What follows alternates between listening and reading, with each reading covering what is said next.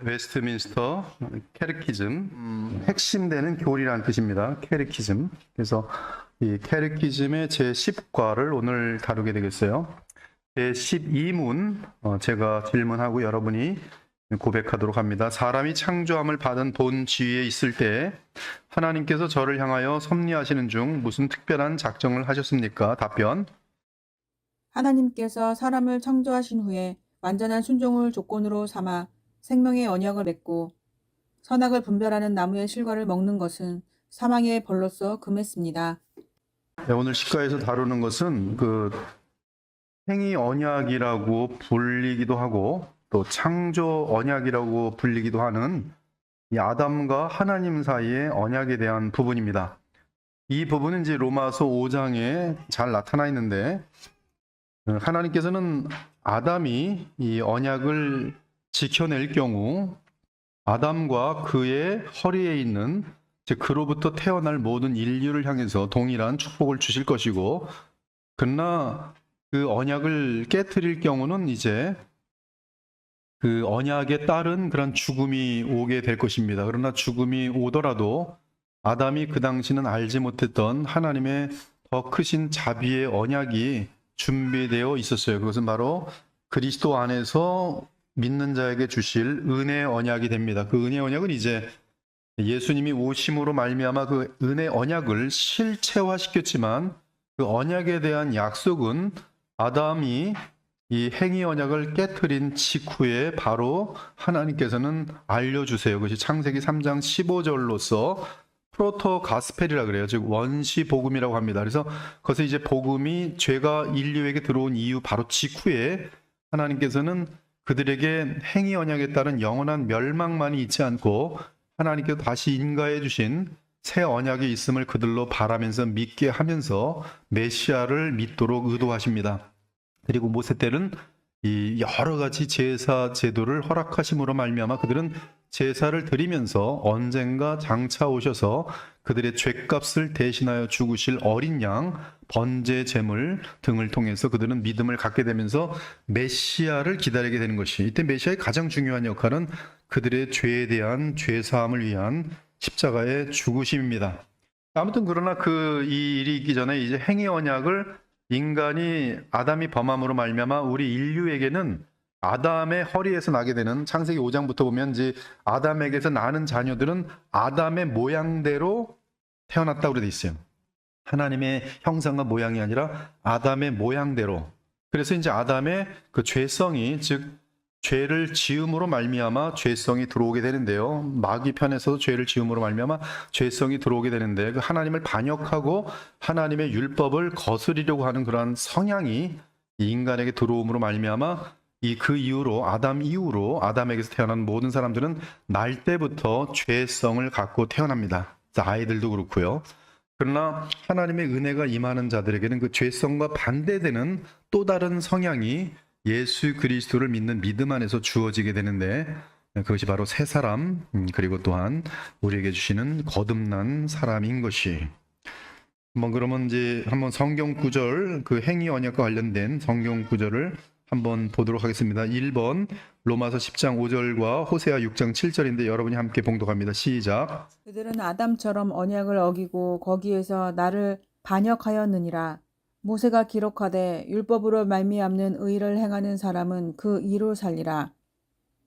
예, 모세가 기록하였을 때 율법으로 말미암는 의는 그 율법을 지킴으로 의를 이룰 수가 있습니다. 그런데 율법을 지킴으로 의를 얻으려면 마음으로부터 조금도 율법과 위배돼서는 안 돼요. 그래서 마음으로부터 율법을 지키는 것이 무엇인지를 예수께서는 산상수훈, 즉 마태복음 5장, 6장, 7장에서 가르쳤어요.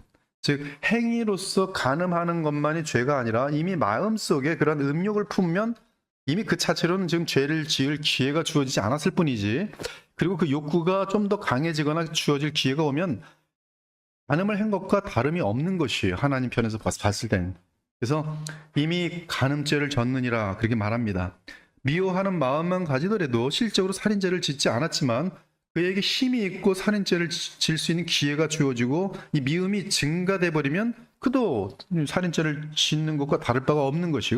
그러므로 율법을 지킨다는 것은 마음으로부터 율법을 처음부터 하나도 조그만 상태에 어떤 어김없이 지켜야 되는 것과, 그리고 그 야고보서 보면 항상 늘 율법을 지켜야 돼요. 언제나 얼만큼 영원히. 이것은 완전한 선인이 되지 않고서는 이루어질 수 없는 그런 요구를 율법은 하고 있는 것이. 근데 아담에게는 그것이 지켜질 수 있는 가능성이 있었어요. 왜냐하면 그에게는 아직 죄라는 것이 무엇인지 알지 못하고 이노센트, 즉 굉장히 순수한 상태에 있었기 때문에 이것을 마귀가 미혹하였을 때 마귀를 거절하고 하나님을 사랑하고 하나님 편에 섰더라면 그는 이제 영광에 이르면서 이미 주어진 시험을 승리한 것은 그 시험에 무너지지 않거든요. 그러니까 이 단련되기 때문에 마귀의 시험은 더 이상 인류에게 먹혀들지 않는 그런 상태가 돼서 영광에 이르고 영생을 얻었을 뻔하였는데 그렇지 못한 것이죠. 그래서 지금 이 율법으로 의를 이루려고 하는 사람들은 지금 이 시대 가운데서는 아담 이후로는 불가능합니다. 근데 그렇게 시도했던 사람들이 중세시대의 수도승들, 그리고 타 종교의 돌을 닦는 사람들이 어디 가서 산속에 들어가서 하지만, 그럼에도 불구하고 마틴 루터도 어거스틴 수도승에서 정말 이 율법을 지킴으로 한번 의를 잃어버려 했지만 결국 이루지 못한다는 것을 깨닫고, 그러면 어떻게 하나님 앞에서 받아들여질 수 있으며 어떻게 구원을 얻을 수 있는가, 어떻게 영광에 이를 수 있는가에 대한 답을 결국은 율법 안에서 찾지 못하고, 예수께서 그러므로 십자가에 죽으시고 부활하신 그 예수 그리스도를 믿음으로 말미암아 하나님의 약속을 믿음으로 말미암아 의롭다 칭함을 얻는 것이, 그것이 이제 종교 개혁의 가장 중요한 발단이에요. 이 발단은 뭐냐 하면 간단하게 얘기해서 잃었던 복음을 찾음이에요. 여러분의 삶에 잃었던 복음을 정확히 찾으면 여러분의 인생은 어마어마한 변화가 나타나게 돼 있어요. 교회가 복음을 정확히 찾으면 교회에 어마어마한 변화가 있게 돼 있어요. 우린 사회의 이 부패를 굉장히 뭐라 하면 손가락질하고 여러 가지 싸움을 하지만 사실 싸움한다고 답은 있지 않습니다. 답은 오직 예수 그리스도께 돌아가서 그 복음의 능력을 아는 데 있어요. 거기만이 이제 변화의 가능성이 남아 있는 것이, 이 모세 율법으로 말미암는 의는 그것을 행함으로만 이루어질 수 있는데 그것은 부패한 인간에게는 불가능하고, 그러므로 모세 율법을 통해 의를 이루는 자들은 절망 외에는 아무것도 없는 것이. 그러나 그 절망을 느낀 사람들은 오히려 그렇다면 너가 어디로 가야지 구원을 얻을 수 있을까라는 그 질문이 있을 때 예수께서는 내가 죄인을 부르러 왔다라는 그 복음을 알려주면서 누구든지 어떤 상태든지 예수님을 믿게 인도하시고 믿는 자와 연합하시면서 부활하신 그리스도께서 그에게 죄를 넉넉히 이길 수 있는 생명과 그러한 성령 안에서의 능력을 부어주심으로 그는 이제 넉넉히 죄를 이기면서 그리스도의 형상을 닮아가게 되는 것이. 2번 함께 성경 읽습니다. 시작. 선악을 알게 하는 나무의 열매는 먹지 말라. 네가 먹는 날에는 반드시 죽으리라. 여기서 죽음이라는 것은 일단 그 아담에게 그 총체적, 즉 전인격적으로 하나님께서는 사람을 지었어요. 즉 사람을 지을 때 영혼만 지은 것도 아니고 또한 육체만 지은 것도 아니에요. 짐승처럼 하나님께서는 이 사람에게 영혼과 육으로 짓되, 특히 이 영혼의 부분에 있어서는 하나님의 형상이 그에게 주어짐으로 말미암아 하나님과 교통되어지는 그러한 권능까지도 인간에게 주어집니다. 그래서 인간은 하나님과 교통할 수 있는, 하나님과 대화하고 하나님의 사랑을 느낄 수 있고 하나님께 그 사랑을 반응할 수 있는 그러한 상태로 주어졌는데, 그는 이제 이 언약을 깨뜨림으로 말미암아 하나님과의 관계가 두절됩니다. 그래서 하나님을 알 수도 없고 하나님을 그 감사하며 사랑할 수도 없고, 그리고 하나님을 뜻을 따르려는 결단마저도 부패됐기 때문에 이 지정의가 다 부패되면서 하나님을 향해서는 그렇게 말을 안 들려고 거꾸로 가지고 청개구리가 되고요. 하나님을 향해서 감사는커녕 불평불만하게 되고요. 그리고 하나님을 알고자 하는 마음이 하나도 없어요. 그것이 지금 이 세상에 하나님으로부터 이미 죄 가운데 있는 사람들의 상태예요. 그들이 그리스도를 만나지 못한다면 그들은 죄 가운데 죽고, 죄 가운데 죽는다는 것은 어둠 속에 영원히 떨어지는 것밖에 되지 않습니다. 그래서 이 선악을 알게 하는 나무의 열매를 먹지 말라 했는데 그걸 먹음으로 말미암아 아담과 함께 그 안에서 태어나는 모든 사람들은 반드시 죽게 되었어요.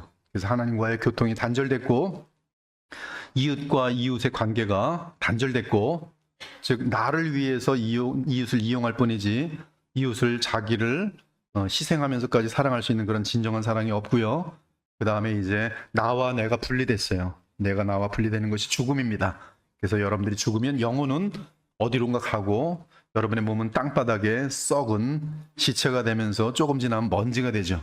근데 그 영혼은 어디론가 가는데 예수님 안에 죽은 자들은 낙원으로 들어가고 예수님을 알지 못하고 죽은 자들은 음부, 곧 죽음의 권세로 떨어지는데 그 죽음의 권세가 곧 지옥이 영혼만 있는 지옥. 그리고 지옥에 있는 자들은 거기서 심판을 받고 불못으로 흉측한 좀비와 같은 몸을 연합한 상태 속에서 불못으로 들어가는데 불못에는 곧 몸과 영혼이 멸절당하는 불 속에서의 고통이 되는 것이.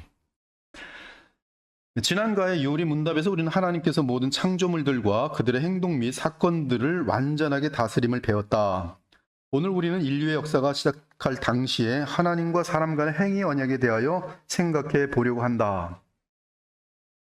다음에서 다룰 문답 20에서는 죄가 인류에 들어온 이후 하나님께서 죄인들을 구원하시기 위한 은혜 언약을 다루게 될 것이다. 이 은혜 언약의 주인공은 그 하나님과 인류 사이에, 새 인류 사이에 맺는 언약은 새 언약인데 그 새 언약의 대표자는 누구냐면 둘째 아담, 바로 예수님이. 성경의 고린도전 15장에 보면 둘째 아담이라는 표현이 있고 마지막 사람이라는 표현이 있어요. 마지막 사람이라는 것은 완성된 그런 의미가 크고요. 둘째는 이제 첫째 아담의 대표격을 둘째 아담으로서 새 인류를 대표하는 대표격을 얘기합니다. 그래서 로마서 5장과 함께 보면은 바로 아담으로부터 죄와 사망이 들어온 반면 이 둘째 아담으로부터는 이 의와 생명이 들어왔다는 사실을 이야기하면서 성령의 은혜로 말미암아 예수 그리스도를 믿음으로 말미암아 연합된 자들은 바로 예수 그리스도께서 이루신 완전한 의와 그의 속량으로 말미암아 죄 사함 및 그리고 의롭다 칭함을 얻는 영광에 이르는 그러한 영생을 얻는 그러한 자리에 이르는 것을 쉽게 볼 수가 있어요. 그래서 은혜 언약, 행위 언약은 인류에게 주어진 가장 중요한 두 가지의 언약입니다. 하나님 편에서. 이 과에는 인간이 하나님 앞에서 범죄하기 전 인류의 시작 단계를 고려하려고 한다. 언약이란 무엇인가? 어린이를 위한 요리 문답에 따르면 여기 보면 어린이를 위한 요리 문답이라고 돼 있어요. 어린이를 위한 요 뜻이 바로 소란 뜻이에요. 소요리 문답에 따르면 여러분들이 지금 소요리 문답 다루고 있는데 어린이를 위한 문답이에요. 그 약속과 구원이라는 책이 있어요. 화란의 드프라프라고 하는 사람이 1, 2, 3, 4 네 권을 가지고서 약속과 구원이라는 책을 썼어요. 1950년부터 한 70년 사이에 만든 작품인데요. 성경 전체를 역사적인 부분에 대해서는 다 다루었어요. 그래서 성경 전체에서 그리스도를 보는 상당히 앞선 그 구속사에 있어서는 가장 그 기독교 역사 속에서 한 획을 긋는 그런 위대한 사람인데 제가 감사하게도 그 대학교 들어가면서 가장 먼저 접했던 분이 이 드프라프의 책을 접하게 되면서 사실 이제 이 그리스도 중심의 그런 어떤 성경 보는 관점을 그때부터 갖게 됐는데요. 근데 이 드프라프가 보면 그 책의 서론을 보면은 약속과 구원 신학자들도 읽어도 다 이해하지 못하는데 그 책이 누구를 위해서 썼는지 아십니까? 어린이들을 위해서 썼어요. 어린이들. 이것은 아이들을 위한 성경 전체의 역사적인 부분들을 쉽게 쓴 것입니다. 근데 여러분들은 그 책 읽으면서 왜 이렇게 어려워? 이렇게. 우리의 지금 생각 수준이 이 과거에 있는 하나님의 그 백성들보다 굉장히 낮을 수가 있어요. 그래서 여러분 생각을 깊게 하는 훈련을 많이 하셔야 돼요. 응덩이에 이렇게 앉아도, 이렇게 깔고 앉아도 지긋하게 한 두세 시간은 앉아서 있을 수 있어야 돼요. 근데 요새는 인터넷 시대라 5분도 못 앉아요. 그렇게 하면 깊어지지가 않아요. 깊어지려면 어디 앉아도 확 오래 앉아 있고 책을 봐도 오래 볼 수 있고 답답해서 어떡합니까? 답답하니까 훈련을 해야 되는 거예요. 그래야지 드프라프 책도 읽고 지아 윌리엄슨도 이건 소요리 문답인데 되게 쉽네 이렇게 보는 거지. 이렇게 어려워 집에 가서도 그거 책 어려 죽겠어. 그 교수님 맨날 이렇게 어려운 거야. 죄송하지만 이건 어린 책입니다. 이 소요리 문답에 따르면 언약이란 둘 또는 그 이상의 사람들 간의 협정이라고 정의한다.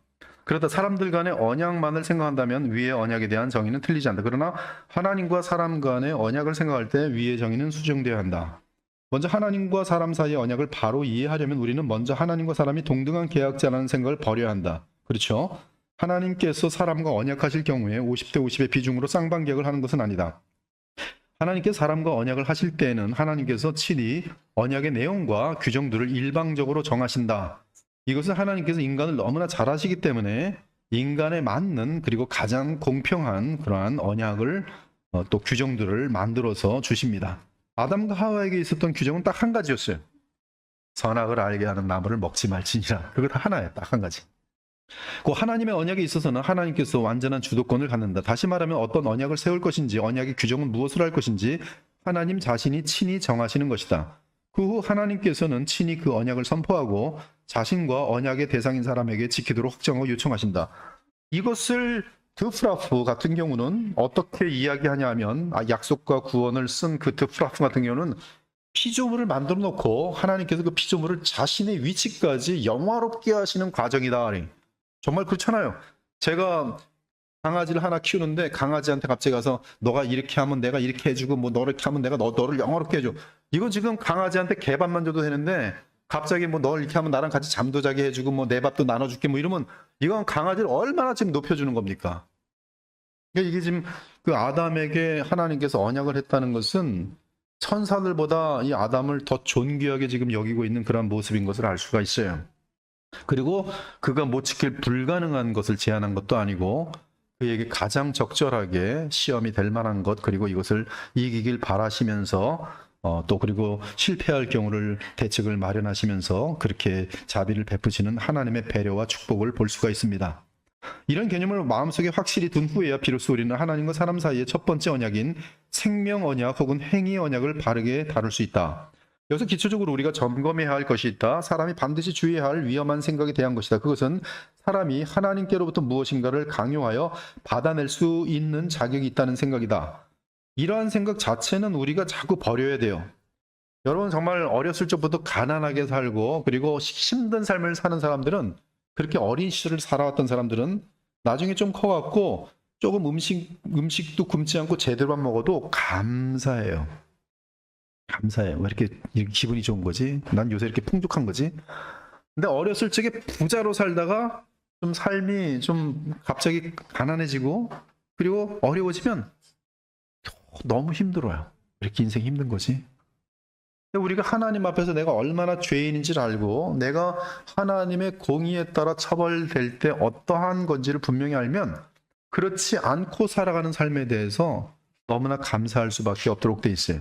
그러니까 즉 자기 자신을 높여서 보는 사람은 불행할 수밖에 없고 자기를 높이는 사람은 항상 자기 영광을 추구해야 돼요. 어디 가서든 자기가 주인공이 돼야 돼요. 그러나 예수님처럼 가장 낮은 자리에서 섬기려는 겸손한 사람은 어느 곳에 갔든지 무슨 자기 연민? 그런 거 없어요. 자기 연민 없습니다. 어떻게 하면 저 사람들을 다 섬기고 주님께 기쁨이 될 수 있을까에 대한 관심이 있는 것이지. 그래서 그런 것들이 되게 중요한데 우리는 일반적으로 하나님이 나에게 이렇게 해 주셔야 된다라는 그러한 굉장히 교만한 생각이 있어요. 이런 것들부터 내려놓을 것이 참 우리에게는 하나님의 공의대로 하면 지금 상태로서는 지옥밖에 없습니다. 그러니까 지옥에 가지 않는 것만 해더라도 사실은 한없는 감사가 되는 것이죠. 성경은 이러한 생각이 얼마나 잘못된 것인가를 분명히 가르칩니다. 설령 죄를 한 번도 안 지은 사람이 하나님께서 요청하시는 모든 일을 다 했다고 치자. 이제 그는 하나님께 호통을 치며 명령을 한다. 내가 이러저러한 일을 다 이뤘으니 이제 무엇을 내놓으시오. 이러한 개념은 하나님과 사람 사이의 언약 속에 해당할 수 없는 말이다. 피조물인 사람은 하나님께 무엇을 마땅히 요청할 수 있는 자격을 가질 수 없다. 곧 하나님께서는 그 어떤 상황에서도 사람에게 빚을 져서 꼭 갚아야 하는 그런 상태에 처할 수 없는 것이다. 이것은 영원토록 하나님은 우리에게 빚질 리가 없습니다. 빚질 리가 없어요. 지금도 빚 안 지세요. 우리에게 행하시는 모든 것은 언제나 하나님 편에서는 은혜밖에 없어요. 은혜. 예수님께서 말씀하시길 명한 대로 하였다고 종에게 감사하겠느냐? 이와 같이 너희도 명령받은 것을 다 행한 후에 이르기를 우리는 무익한 종이라 우리가 하여야 할 일을 한 것뿐이라 할지니라 라고 하셨다. 낮아지심. 이를 좀 더 구체적으로 생각해 보자. 여기 비유는 이제 굉장히 어려운 비유인데요. 근데 하나님과 우리 사이의 관계를 설명하자니 이러한 비유를 할 수밖에 없는 이 저자의 지하 윌리엄슨의 딱한 처지를 저도 이해합니다. 그러니까 여러분들이 이러한 비유를 보면서 왜 나를 강아지에 비유하고 있어? 뭐 이렇게 기분 나빠하면 큰일 나요. 그림 2에서 그림 2를 봅시다. 그림 2가 어디로 가 있는지 저 뒤에 있나? 예, 그림 위에 보면 이제 철수가 있고 바둑이가 있어요. 앉아 바둑아 앉으면 뼈다귀를 주마. 이렇게 돼 있어요. 그림이. 그림 위에서 철수와 강아지가 보인다. 철수의 손에는 뼈다귀가 하나 있다. 철수는 강아지에게 뼈다귀를 줄 생각이다. 안 줘도 되고 줘도 되는 거예요. 철수 맘이죠. 그러나 그 뼈다귀를 강아지에게 주기 전에 강아지에게 앉으라는 요청을 한다. 이러한 상황이 하나님과 사람 사이의 언약과 비슷하다고 하겠다. 우린 이 그림에서 철수와 강아지가 어떤 분명한 계약을 한 것이 아님을 안다. 철수가 그 강아지에게 뼈다귀를 주기로 한 것은 철수의 생각이다. 그리고 강아지가 앉으라는 요청을 들을 때 그 뼈다귀를 주겠다는 것도 철수의 계획이다. 이때 강아지가 철수의 요청대로 앉았다고 하자. 그때 그 강아지가 앉았기 때문에 철수가 강아지에게 뼈를 빚지게 되는 것은 아니다. 빚을 지는 건 아니지만 이제 너 강아지한테라도 내가 뼈 줄게. 그리고 뼈를 안 주면은 걔가 뭐가 생길까요? 불신이 생기죠. 뭐 이런 식에서 약속을 안 하면 이제 아무것도 없는 거고요. 하나님께서는 인간에게 지금 약속을 하시는 것은 스스로가 굉장히 자신을 제약하는 거예요. 우리를 뼈가 아니라 축복을 주시기 위해서. 강아지는 자신이 앉았는데 뼈를 주지 않는다고 주인인 철수를 협박하고 으르렁하며 물 수 있는 것은 아니다. 그러나 자꾸 그러면 물기도 하죠. 그리고 많이 주면은 더 신뢰가 쌓으면서 화를 더 많이 내요. 걔들도 웃깁니다. 줬다 안 줬다 그러면 신뢰를 안 해갖고 별로 화를 안 내는데 10번 약속하고 10번 주면은 11번째 앉을 때 화를 되게 많이 내요. 마치 자기가 받을 그 권한이 있는 것처럼. 근데 우리가 하나님께 그럴 때가 되게 많아요. 곧 어떤 방법으로든 철수가 강아지에게 뼈를 줘야만 하는 그러한 쌍방계약이 아닌 것이다. 단지 강아지 입장에서는 주인이 뼈를 주든 말든 주인의 요구에 따라 오라 하면 오고 앉으라 하면 앉는 것이 마땅하다. 근데 개들도 야가 빠져가지고 먹는 거 주지 않으면 절대 안 와요. 근데 그러면 안 되죠. 원래 개의 위치는 오라 그러면 와야 되고 가라 그러면 가야 되는 것이죠. 항상 먹을 것을 주는데요. 자기 먹여 살리는 게 주인인데. 그리고 그 행위에 대해 주인은 강아지에게 약속한 상을 주는 것이지 그 강아지가 그 상을 버는 것은 아니다. 자, 하나님께서는 약속하시면서 자신을 제약시키고 그리고 약속하셨으면 하나님은 반드시 지키십니다. 이것이 하나님의 신실하심이죠. 근데 하나님께서는 아담에게 약속하지 않으셔도 되는 걸 가지고 약속하시고 그것은 이를 축복하기 위함이에요. 그리고 네가 이것을 지키기만 하면 영생을 주겠다. 어마어마한 이 아담을 높여주시고 그를 존귀 여기시는 장면인 것이죠. 강아지가 주인의 요구대로 행하였을 때 이 행위가 사람이 하나님 앞에서 행하는 행위와 비유될 수 있는데 강아지의 그 행위 자체가 주인으로 하여금 강아지에게 빚쟁이로 만들 수 없는 것처럼 우리가 우리의 어떤 행위를 통하여 하나님을 우리에게 빚진 자로 만들 수 없다. 이것은 빚의 문제가 아니고 신뢰와 감사의 문제일 뿐이지 협박하거나 요구를 할 수 있는 그런 것은 아니죠. 또한 기억할 것은 그 강아지가 뼈를 얻는 과정을 결정한 것도 강아지와 철수가 협의하여 된 것이 아니며 뼈를 얻는 조건을 결정한 것도 강아지가 아니라 철수가 한 것이다. 이러한 개념 속에서 우리는 하나님과 사람 간의 행위 언약을 이해하여야겠다. 지하 윌리엄슨이 좀 무리하게 뭐 다른 방법이 없는 것 같아요. 하나님의 그 행위 언약에 대한 이것을 가지고 이제 설명하려다 보니까 이렇게 무리수를 쓰고 있는데 한편으로는 이해가 되기도 하고요. 또 다른 방법은 없었을까 하는 좀 고민도 되는데 아무튼 뭐 무슨 말인지는 여러분이 알 것입니다. 지금 하나님께서는 사람을 만들어 놓으시고 그를 정말 존귀 여기지 않는다면 무슨 언약을 할 필요가 뭐가 있으며 제가 뭐 지나가는 개들마다 야, 다 일로 와봐. 내가 언약해 줄게. 뭐 내 말 들으면 뭐 과자 줄 거야. 언약하는 거 없잖아요. 제가 뭐 사람들한테 막 언약하지 않잖아요. 이것은 뭐냐면 그 사람이 귀하고 나와의 어떤 관계가 맺어지는 것을 원할 때 그런 언약 관계 들어가는 거 아니겠습니까? 결혼 같은 것도 그런 거 아니겠어요? 여러분 아무나 결혼하지 않잖아요. 언약이라는 것은 그 사람을 평생 이제 함께 모시고 살겠다는 맹세인데 그냥 그거 아무나 할 수 있는 것이 아니잖아요. 그만큼 존귀하고 귀중하게 여겼다는 뜻 아니겠어요? 이러한 개념에서 보면 아담이 하나님께서 요구하는 어떤 요청을 순종했기 때문에 그 순종의 대가로 하나님께서 어떤 것을 주셔야만 하는 것은 아니다. 다만 약속의 신실함, 약속하셨으면 이제 절대적으로 지키시는 하나님의 속성상 지킬 수밖에 없어요. 히브리서에 보면 이 새 언약에 대해서는 하나님께서 맹세로 약속하셨다고 돼 있어요. 여기 지금 이거 굉장히 그 엄청난 하나님이 자신을 너무 제약하시는 장면이에요. 여러분이 죄가 주홍처럼 붉을지라도 이 세상 그 누구도 용서할 수 없는 죄 가운데 있을지라도 하나님께는 갈 수 있어요. 하나님께 갈 수 있어요. 왜? 하나님께서는 맹세로 그리스도 안에서는 어떤 죄든지 용서해 주겠다고 하셨어요. 그게 복음이에요. 그래서 사람들한테는 다 버림받아도 복음을 찾는 사람은 먼저 주님께로 갈 수 있어요. 만나 주십니다. 하나님 피할 수 없어요. 맹세하셨기 때문에. 그게 새 언약이에요. 이 새 언약을 아담 언약 정도가 아니라 이 새 언약은 누구든지 내 아들 예수 그리스도께로 오면 그의 십자가 성령으로 말미암아 무슨 죄든지 다 깨끗하게 해주겠다. 하나님의 약속이에요. 나아가 예수 그리스도를 믿는 자들에게는 영생을 주겠다. 즉 하나님의 생명을 주시겠다. 그거는 뭐 우리를 얼마나 소중히 여기시고 얼마나 사랑하시면 그의 아들의 목숨값, 하나님의 아들의 생명의 값을 치르시고 우리를 살려내시니, 그러니 여러분이 그 예수님의 보혈의 값을 치르고 사신 자들이거든요. 자, 그러면 보혈의 값이 얼마입니까? 1조입니까? 1조보다 많을 거 아니겠어요? 10조입니까? 예수님의 보혈은 온 우주를 1000개, 10,000개의 사고도 남을 수 있는 대가예요. 그럼 결론은 어떻게 됩니까? 여러분은 얼마나 소중한 존재예요? 그 값을 치르고 샀다니까요. 그게 거듭난 여러분의 신분이에요. 여러분은 아담으로부터 물려받은 죄성이 살아있습니다.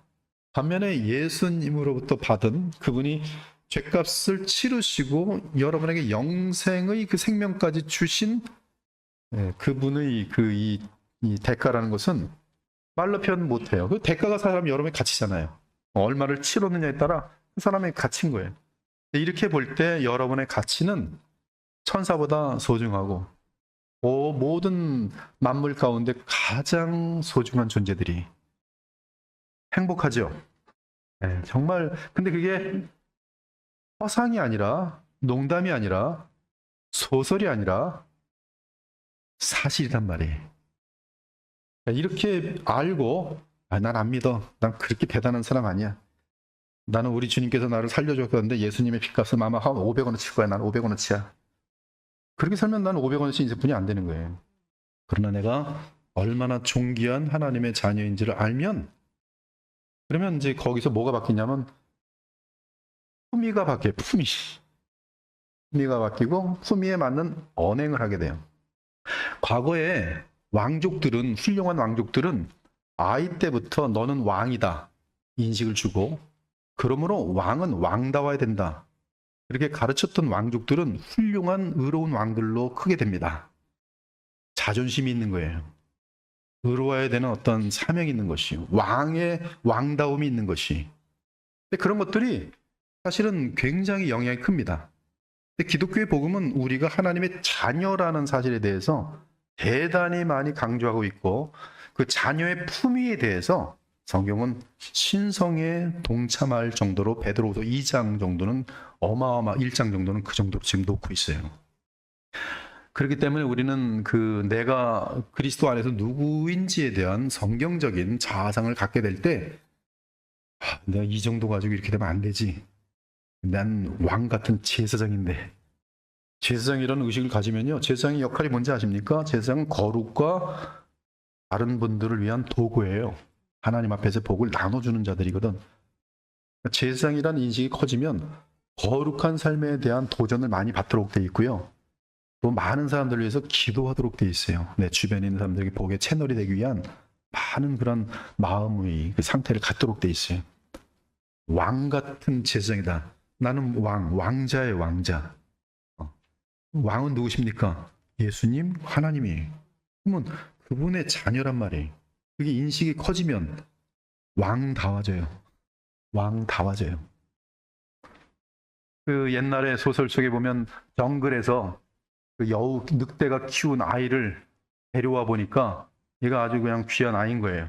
그 아이가 자기의 신분이 늑대 새끼가 아니고 사람의 아들이며, 그리고 그것도 그냥 일반 그런 게 아니라 흠이 있는 가정인 것을 나중에 아는데, 처음에는 거기 들어와서 그 늑대처럼 야만적인 행사입니다. 막 신하들을 막 물어 뜯고 막 그러는데, 시간이 지나면서 나는 왕자구나. 나는 왕자구나 하면서 몇 년 걸리지 않아서 왕다워져요. 왜? 정말 그 사람 왕자니까. 이 하나님의 약속의 신실함은 이렇게 아름다운 거예요. 단지 하나님은 그의 놀라운 선물을 주신 조건으로서 어떤 일종의 순종을 즐거이 요구하셨다는 뜻이다. 우리는 하나님의 첫 언약을 생명 언약이라고 부른다. 그 이유는 하나님께서 아담에게 생명, 즉 영생을 약속하셨기 때문이다. 영생은 영광입니다. 사람을 영광에 이르도록 원하셨어요. 영광에 이르도록 선악을 알게 하는 나무를 먹지 말라 하셨어요.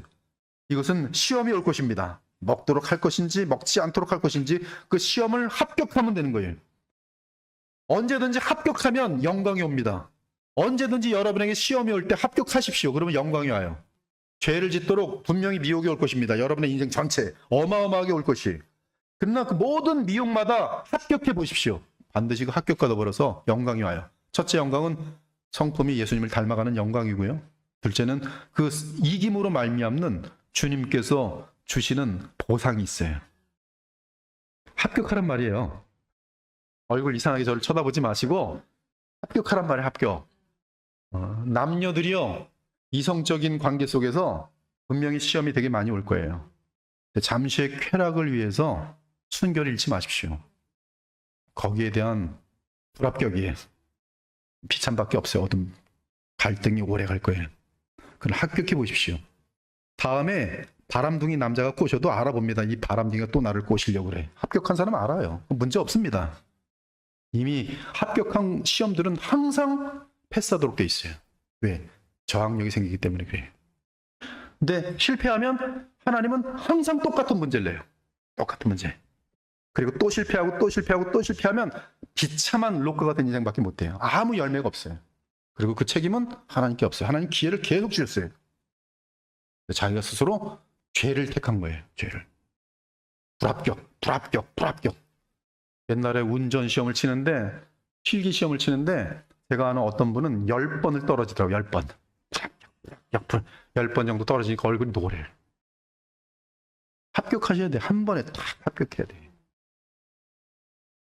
이 행위 언약이라는 것은 지금 합격했더라면, 지금 마귀가 왔을 때 아담과 하와가 깨어 있어서 하와까지 무너져도 아담이 하와보다 하나님을 더 사랑했더라면, 이 여자가 미쳤어! 왜 그걸 먹었어! 그럼 인류는 그때 하나님께서 하와를 다시 지어줄 거예요. 야, 아담 너 진짜 멋있다. 내가 더 멋있는 여자 하나 지어줄게. 다른 갈비뼈 뽑아가지고 아주 그 완벽한 여자 하나 다시 만들어줬을 거예요. 근데 하나님이냐 이 여자냐, 몰라, 나 이 여자가 좋아. 그리고 하나님을 저버린 거예요. 인류의 대표자가. 합격하셔야 됩니다. 시험은 자주 와요. 그리고 같은 시험은 잘 안 오고 시험은 점점 어려워져요. 저도 1년에 한 번씩 성경 시험 내잖아요. 그러면 일부러 거리를 두느라고 점점 어려워져요. 지금 너무 많이 쫓아오고 있어요. 지금 이 실력들이 대단한데 이번에 더 어렵게 내잖아요. 이제 합격 안 한 사람 점점 어려지는 거야. 맨날 이제 작년에 20점 맞았는데 이번에 10점이에요. 25점이에요. 큰일 났어. 이제 빵점 나올 가능해. 빵점. 합격하면 오늘도 같은 점수네. 근데 자기는 알아요. 작년보다 어려웠는데 내가 이 정도 받았으면 내가 그래도 지난 한 해 열심히 했구나. 목사님 문제 되게 어렵게 냈네. 다 알아요. 합격하셔야 돼. 합격. 쫓아보세요. 합격. 오늘도 예배 마치고 돌아가면서 또 시험이 올 거예요. 그렇죠? 일로 빠질까 절로 갈까. 항상 매번 시험이에요. 매번. 욕을 해줄까 말까. 이것도 시험이에요. 불평할까 말까. 오늘 바가지를 긁을까 말까. 다 시험이에요. 하나님께 생명을 주는 조건으로 어떤 행위를 요청하셨기 때문이다. 우리는 다음 부가에서 아담이 하나님을 순종치 않은 것과 그 결과로 온 인류에 미치는 죄와 죄의 비참함을 보게 될 것이다. 행위 언약에 있어서 우리가 또한 분명히 짚고 넘어가야 하는 것이 있는데, 그 언약 규정이 아담과 인류에게 있어서 어떤 불공평한 요소가 전혀 없다는 사실이다. 몇 가지 근거를 들어보자. 아담은 창조 시 하나님이 요구하시는 요청을 충분히 행할 수 있는 능력을 소유한 가운데 창조되었다. 충분히 하나님이 내시는 문제를 풀 수 있는 능력을 갖고 있었어요. 아담은 풀 수 있는 능력이 있었는데 깨어있지 않고 풀지도 않은 거예요. 게을렀던 거예요. 특히 하와가 너무 이 뱀이 그 당시 죄를 범하기 전에 죄의 도구로 마귀에게 쓰임 당하기 전에 가장 아름다운 동물이었을 것입니다. 너무 동물이 좋아가지고 펫이 좋아가지고 지네 남편보다 더 좋아했어요. 펫이야. 뱀이 싹 와서 사타는 걸 봤죠. 이게 지금 펫이 하와가 이렇게 죽도록 좋아하는구나. 이 뱀을 통해서 들어오는 거예요. 싹. 그러면 이제 하와는 이 펫이 얘기하니까 그냥 사랑스러운 마음으로 너무 귀여우니까 얘가 무슨 말 하든지 그래 아예 뭐 하나님께서 뭐라고 그러는 거야. 헛소리 하는 거죠. 그는 죄를 지을 필요가 없었다. 사탄이 아담에게 죄를 짓도록 유혹할 수는 있었어도 그에게 죄를 짓도록 할 수는 없었다. 그때는 부패되지 않았기 때문에 이 아담과 하와의 프리윌, 자유지는 이노센트였어요. 무음의 상태였어요. 그러나 able to sin, 죄를 지을 수 있는 상태였어요. 자, 어거스틴이 말합니다. 아담 죄를 짓기 전에 인간 상태는 able to sin이에요. 죄를 지을 수 있는 상태예요. 죄가 들어왔어요. 인간의 상태 뭔지 아십니까? not able not to sin이에요. 죄를 안 지을 수 없는 상태예요. 거듭났어요. 무슨 상태인지 아십니까? not able to sin, 죄를 안 지을 수 있어요. 그것이 지금 여러분의 상태예요. 이제 예수님께서 재림하시거나 여러분이 생명을 이 세상을 마무리하고 낙원에 들어가시거나 예수님 재림 때 새하늘과 새 땅에 들어갔어요. 뭔지 아십니까? not able to sin이에요. 죄를 지을 수 없는 상태예요. 이것이 이제 인간 본성의 사중 상태도 나을 뿐만 아니라 성 어거스틴의 인간의 네 가지 상태에 대한 요약이에요. 여러분은 어떤 상태라고요? able not to sin. 다 같이 크게 해봅시다. able not to sin. 죄를 안 지을 수 있어요. 여러분들은. 네, 아담은 able to sin 상태였어요. able to sin. 죄를 지을 수 있는 상태였어요. 그래서 거기에 이제 기로에 있게 되는데요. 그 사탄의 유혹을 받을 때 사도 바울은 말하기를 아담이 속은 것이 아니다라고 말한다. 이는 아담의 경우 사탄이 아담을 유혹할 때 아무것도 모른 채 유혹에 넘어간 것이 아니라 아담은 사탄이 지금 무엇을 유혹하는지 정확히 알고 있었음을 의미한다. 아담은 지금 죄와 장난하고 있어요. 알고 있어요. 하와가 얘기할 때 압니다. 지금. 그러니까 선택이에요. 모르고 넘어가는 게 아니에요. 지금 이 아내 말을 들으면은 내가 지금 하나님께 반역하는 건데 알고 있는 거예요. 근데 그냥 아내를 더 택한 거예요. 하나님보다. 그 사탄의 유혹을 받을 때 아담은 사탄의 음성을 듣고 하나님과의 언약을 깨뜨릴 것인가 아니면 하나님을 믿고 하나님 말씀을 믿을 것인가의 선택의 기로에 놓이게 되었던 것이죠. 더욱이 하나님께서 아담의 불순종을 막기 위하여 여러 가지 좋은 것들로 아담에게 채워주셨어요. 동상 각종 나무의 열매는 네가 임으로 먹되 마음대로 먹으라는 것이 모든 것이 좋았고, 반면에 둘째 아담 예수님은 시험당할 때 마귀의 시험을 똑같이 받거든요.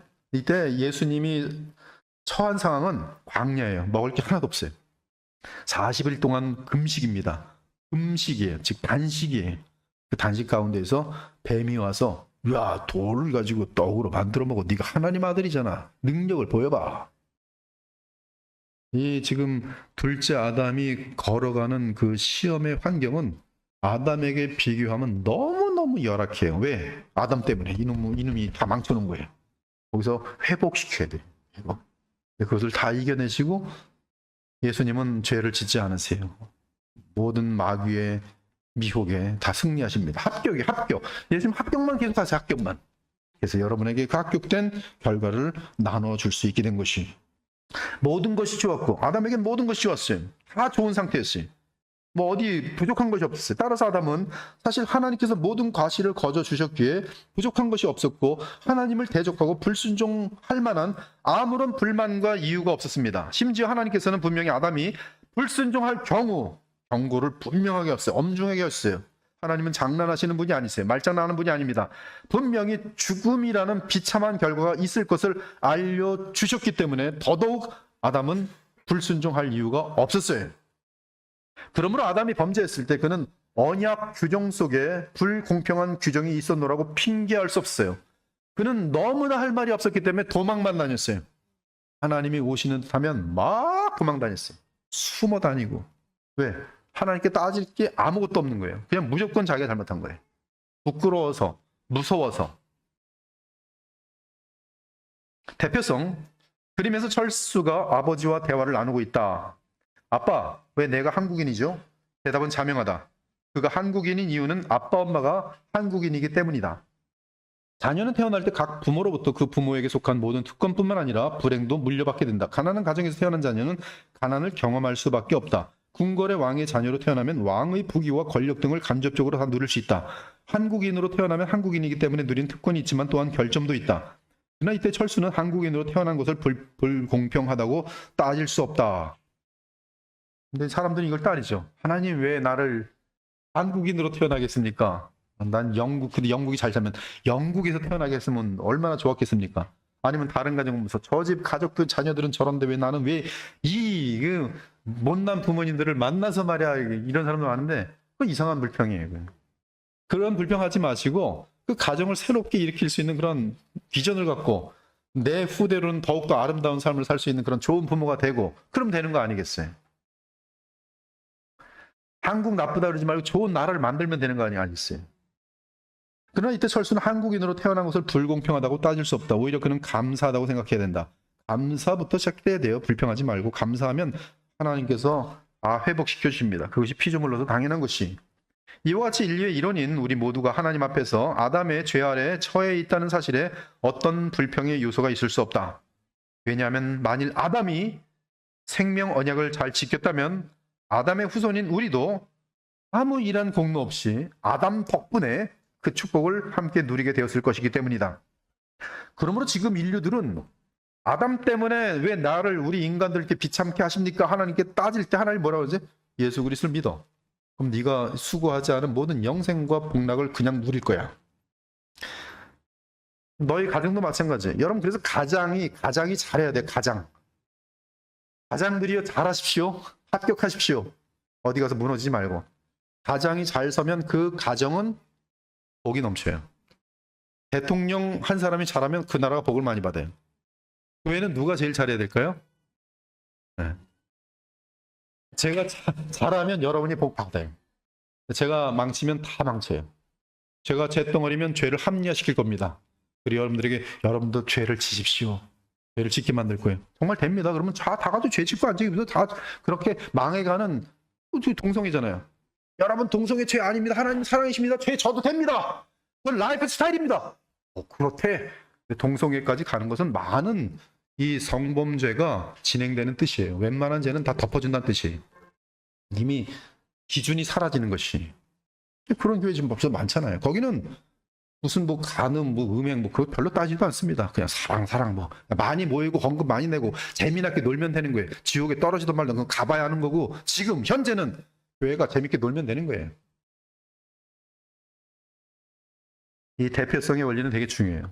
가정 무조건 아빠 엄마 책임이에요. 아빠 책임이에요. 무엇보다.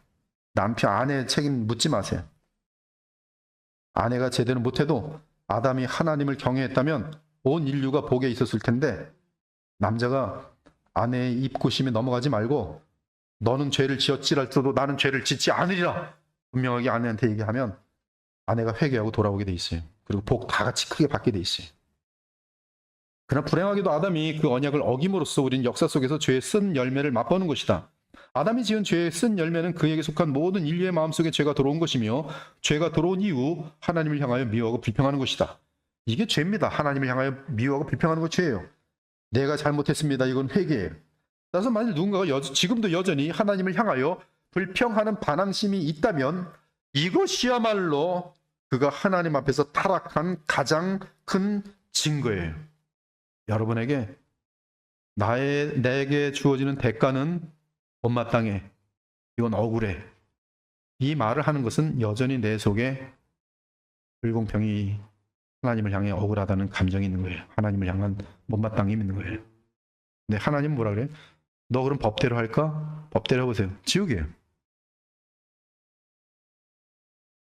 그러면 어떻게 사탄이 우리의 처음 조상을 유혹했을까? 만약 하나님께서 정말로 그의 피조물과 모든 행위 및 사건을 보존하시며 섭리하신다면 어떻게 첫째 조상 아담이 타락할 수 있었을까? 분명히 아담의 타락도 하나님의 위대하신 계획의 한 부분임에 틀림없다. 이것이 하나님의 계획의 한 부분이라면 아담의 실수가 어찌 아담만의 실수라고 말할 수 있는가? 다시 말하자면 사탄이 아담을 시험하도록 하나님은 왜 허락하셨으며 그렇다면 어떻게 아담의 타락에 대해 전적으로 아담의 잘못이라고 할 수 있는가? 우리에게는 이러한 질문이 생긴다. 그렇죠? 죄라는 것이 그럼 어디서 나온 걸까? 아담은 선하게 지음받았는데, 아니면 아담을 시험한 사탄에게는 그 사탄은 언제 그러면 죄라는 것이 들어왔는가? 그러면 하나님의 주권 가운데는 사탄의 시작에 사탄이 죄의 뿌리라면 그 죄는 도대체 어디서 나온 건가? 피조물 가운데. 이것을 신학적으로 The Problem of Evil이라 그래요. 이거는 못 풀어요. 풀 수 없어요. 많은 사람들이 풀었다가 이단이 돼요. 못 풀어요. 우리는 오직 하나님 한 분만이 이 커다란 비밀을 알고 계심을 고백한다. 우리는 모른다가 답이에요. 모른다가 답일 때가 너무나 많아요. 성경이 말하지 않는 거에 대해서 뭐 지옥 천국 갔다 왔다고 하는데 나긴 봤다 그러는데 우리는 성경 보면 그건 모르겠거든요. 그러면 몰라. 그 사람 뭐 개꿈 꿨나 보지. 그리고 끝나면 되는 거예요. 그런 사람들 믿고 따라가지 마십시오. 성경이 없는 거 따라가지 마십시오. 모른다가 답이에요. 성경이 말하는 것까지 확실하게 말하는 것까지 확실하게 말하지만 성경이 확실하게 말하지 않는 것들에 대해서는 우리는 모른다고 말하는 것이 겸손이에요. 우리 교회는 이 부분은 몰라요. 예수님의 신성과 인성에 대해서 몰라요. 그냥 고백할 뿐이에요. 성삼위 하나님, 삼위 하나님에 대한 위격의 구별과 그럼에도 한 분 하나님이신 인격, 신격이신 한 분 하나님 몰라요. 그냥 그렇게 고백하면 돼요. 이게 아름다운 거예요. 그러면 많은 것을 알게 돼요. 성경대로 알게 돼요. 이 세상에 사는 그 어떤 사람도 이 비밀을 논리적으로 설명할 수 없다. 그러므로 이런 질문을 받을 때 우리가 할 수 있는 대답은 단 한 가지뿐이다. 애들이 질문해요. 하나님을 낳으신 분은 또 누구예요? 그래요. 여러분 답은 설명하지 마. 몰라 이놈아. 하나님을 창조하신 분은 누구냐? 몰라 이놈아. 네가 있는 것은 하나님 덕분에 있는 줄 알아. 그러면 되는 것이 걔한테 뭐 설명하면 같이 망하는 거예요.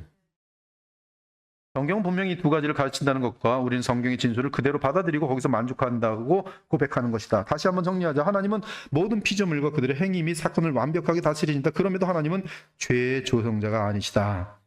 그러므로 하나님은 죄의 조성자가 아니시면서도 모든 것을 완전하게 통치하신다. 어떻게 그러실 수 있는가? 몰라. 우리 스테반 목사님은 모르는 게 너무 많아. 나 딴 데 가서 배울래. 딴 데 가서 배우십시오. 이단이 될 겁니다. 모든 일을 그의 뜻대로 결정대로 일하시는 이의 계획을 따라 하나님은 악에게 시험을 받지도 아니하시고 친히 아무도 시험하지 아니하시느니라. 여호와께서는 그 모든 행위에 의로우시며 그 모든 일에 은혜로우시도다.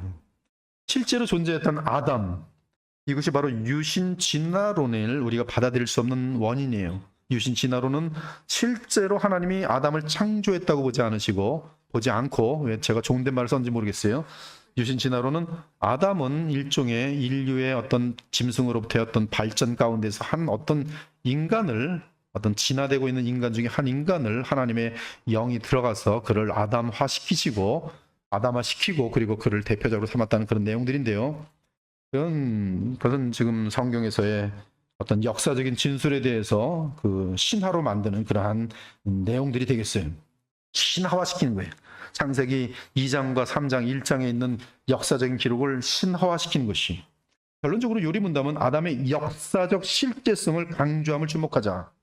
요리문답은 창세기 1장의 3장의 기록은 특별한 시간과 장소에서 곧 역사적으로 이 지구상에서 실제로 일어났던 사건이라고 본다. 이러한 강조가 중요한 이유는 현재 여러 잘못된 신학들이 잘못된 오류를 가르치기 때문이다. 이를 방지하기 위하여 아담의 역사적 실제성은 참으로 중요하다. 저에게 직접 가르쳤던 리차드 게핀이 정확히 로마서 5장을 얘기하면서 아담이 실제적 인물, 역사적 인물이 아니면 예수 그리스도는 실제적 역사적 인물이 아니다. 그러면 예수 그리스도를 사람들이 지어낸 신화라는 말도 나중엔 받아들여야 된다. 그러므로 우리는 예수님의 실제적인 대표성, 실제 사람인 사실을 조금도 의심하지 않기 때문에 동일하게 첫째 아담은 실제 역사적 사람이다.